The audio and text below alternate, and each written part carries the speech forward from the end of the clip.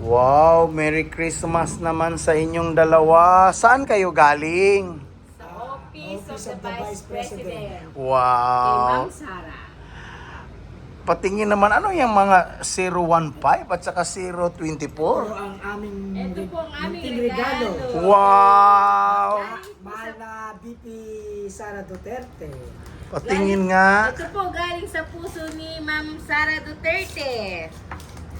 Ang aga po ng aming pamasko. Wow! Wow, Argentina! Wow! Wow, CDO corn beef po. May pang-ulam po ako bukas ng umaga. Almusal. Mabangong mabango. Wow! Ganyan. Thank you po, Ma'am Sara.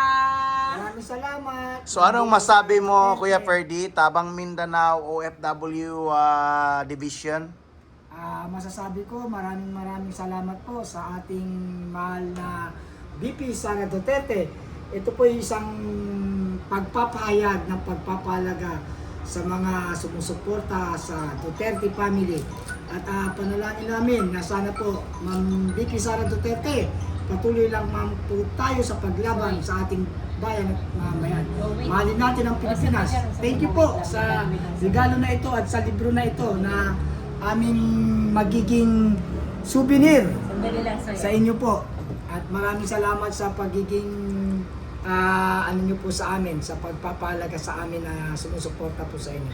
How about dito sa ating kasama sa Divisoria, OFW Divisoria team ng Tabang Mindanao? Ma'am Sara, maraming salamat po sa natanggap po namin sa inyo. Sa regalo niyo po. Ma'am Sara, makakaasa po kayo na todo suporta po namin sa inyo.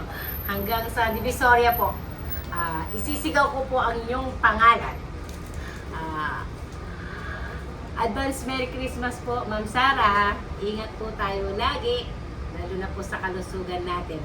At pray lang po tayo lagi kay God. Yun lang po ang masasabi ko. Mahalin natin ang Pilipinas! Mahalin natin ang Pilipinas.